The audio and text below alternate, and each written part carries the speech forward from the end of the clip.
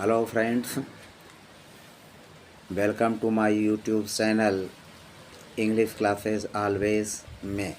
इस चैनल के माध्यम से आज की इस वीडियो में हम आपको डे टू डे लाइफ में बोले जाने वाले ऐसे इंग्लिश स्ट्रक्चर को लेकर के आया हूँ, जिसके आधार पर आप हिंदी वाक्यों को इंग्लिश वाक्यों में ट्रांसफॉर्म करना आसानी से सीख जाएंगे, समझ जाएंगे और डे टू डे लाइफ में उनका प्रयोग करना भी सीख जाएंगे। तो आइए कुछ पहले उदाहरण देखते हैं।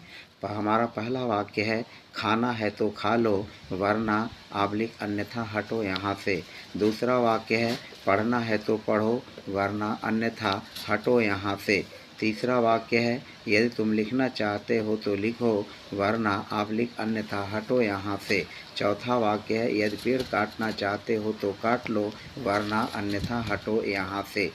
ये सभी वाक्यों का स्ट्रक्चर एक ही है, बस केवल इनको हिंदी में लिखने के तरीके अलग अलग हैं। जैसे खाना है तो खा लो, हम इस वाक्य को ऐसे भी लिख सकते हैं, यदि तुम खाना चाहते हो तो खा लो, या हम इसको ऐसे भी लिख सकते हैं, यदि खाना चाहते हो तो खा लो।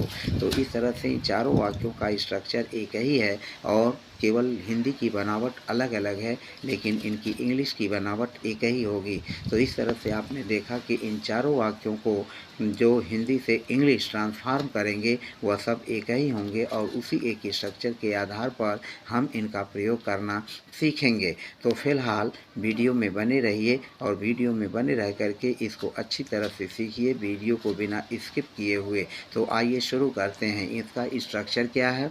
स्ट्रक्चर में हम सबसे पहले लिखेंगे इफ़ यू वांट टू, इसके बाद क्रिया का फर्स्ट फॉर्म लिखेंगे, फिर कामा लगा लेंगे, फिर उसके बाद देन लिखेंगे और देन लिखने के बाद पुनः क्रिया का फर्स्ट फॉर्म लगा लेंगे और उसके बाद हम otherwise go away from here या otherwise get out of here लिख लेंगे और फिर उसको हम अपने कन्वर्जेशन में प्रयोग कर लेंगे।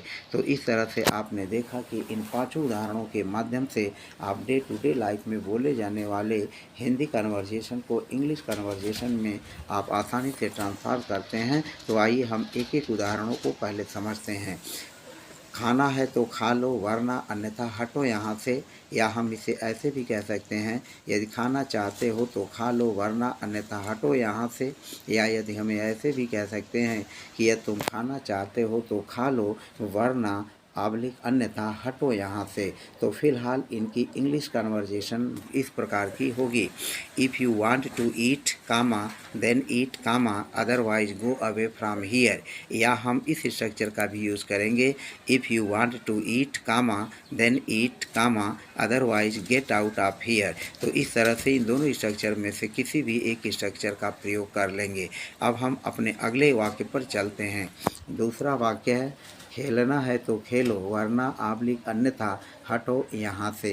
तो इसकी जो होगी इंग्लिश कन्वर्जेशन कुछ इस तरह की होगी, if you want to play comma then play comma otherwise go away from here. If you want to play comma then play comma otherwise go away from here. तो इस तरह से इस स्ट्रक्चर का यूज करके हम इस तरह के हिंदी कन्वर्जेशन को इंग्लिश कन्वर्जेशन में ट्रांसफॉर्म कर सकते हैं। हम इसको इस तरह से भी प्रयोग कर सकते हैं, if you want to play comma then play comma otherwise get out of here. If you want to play comma then play otherwise get out of here. तो आपने देखा कि हम otherwise get out of here या otherwise go away from here, इन दोनों structure में से किसी भी एक स्ट्रक्चर का यूज करके हम अपने इस तरह के वाक्यों को बना सकते हैं अंग्रेजी में। अब हम अगले वाक्य पर चलते हैं। हमारा अगला वाक्य है, यदि तुम पेड़ काटना चाहते हो तो काटो अन्यथा हटो यहाँ से। और इसकी इंग्लिश होगी, हम एक दूसरा उदाहरण भी आप ले सकते हैं, इसको लिख सकते हैं दूसरे रूप में भी, पेड़ काटना है तो काटो वरना अन्यथा हटो यहाँ से। और इस तरह के वाक्यों को हम उसी स्ट्रक्चर पर बनाएंगे, if you want to cut the tree comma then cut comma otherwise go away from here. या हम इसको if you want to cut the tree comma then cut comma otherwise go away from here. और हम इसको ऐसे भी लिख सकते हैं, if you want to cut the tree comma then cut comma otherwise get out of here. If you want to cut the tree comma then cut comma otherwise get out of here. तो इस तरह से यह दो structure में से हम किसी भी स्ट्रक्चर का उपयोग करके अपना इंग्लिश ट्रांसफॉर्मेशन कर सकते हैं, इंग्लिश ट्रांसफॉर्म रूप बना सकते हैं। अब हमारा अगला उदाहरण है, नाचना है तो नाचो वरना आवलिक अन्यथा हटो यहाँ से। तो इस या यदि हम इसे ऐसे भी लिख सकते हैं, यदि तुम नाचना चाहते हो तो नाचो वरना आवलिक अन्यथा हटो यहाँ से। और इसकी इंग्लिश होगी, if you want to dance comma then dance comma otherwise go away from here. If you want to dance comma then dance otherwise go away from here. तो इस तरह से इस स्ट्रक्चर के यूज़ के आधार पर हमने जो इन उदाहरणों को बताया, मुझे पूरा विश्वास है कि आप इनको अच्छी तरह से समझ गए होंगे। हम इसको इस तरह से भी बना सकते हैं, if you want to dance comma then dance otherwise get out of here. If you want to dance comma then dance otherwise get out of here. तो otherwise go away from here या otherwise get out of here का use करके इनकी English transform आसानी से कर सकते हैं। तो इस तरह से आपने देखा कि हमने जो भी एग्जाम्पल आपको समझाया, उस एग्जाम्पल के आधार पर आसानी से आप हिंदी कन्वर्जेशन को इंग्लिश कन्वर्जेशन में ट्रांसफॉर्म कर सकते हैं। तो फिलहाल वीडियो में बने रहने के लिए धन्यवाद। अब हम आगे चलते हैं। हमारा अगला सेंटेंस है, यदि तुम फूल तोड़ना चाहती हो तो तोड़ो वरना अन्यथा हटो यहाँ से। या हम इसे ऐसे भी लिख सकते हैं, फूल तोड़ना है तो तोड़ो वरना अन्यथा हटो यहाँ से। तो इन दोनों तरह के सेंटेंसेज का हम हिंदी से इंग्लिश कन्वर्जेशन जो है आसानी से कर सकते हैं और इनका वही स्ट्रक्चर होगा जो मैंने पीछे बताया है। तो उस स्ट्रक्चर के आधार पर इनकी इंग्लिश होगी, if you want to pluck the flowers.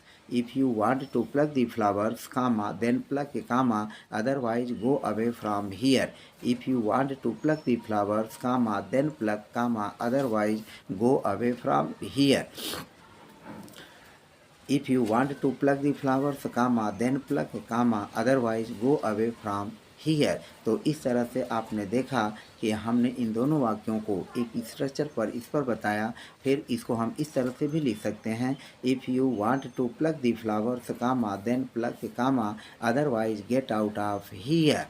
तो इस तरह से इन वाक्यों को बना सकते हैं। अब हमारा अगला उदाहरण है, पौधों को सींचना है तो सींचो वरना अन्यथा हटो यहाँ से।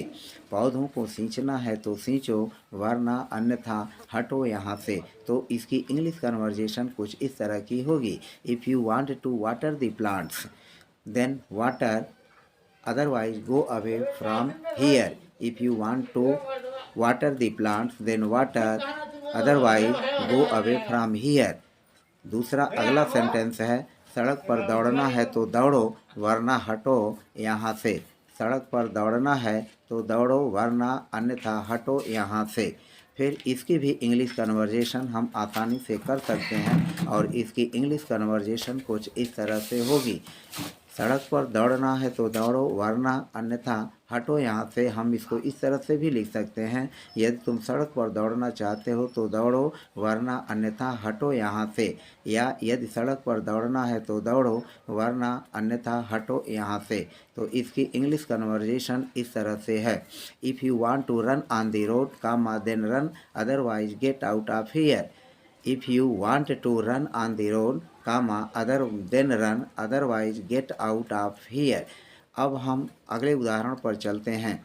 तो बस आज की वीडियो में इतना ही। आपने बिना स्किप किए वीडियो देखा, इसके लिए आपको बहुत बहुत धन्यवाद। फिलहाल आपको thanks for watching my videos.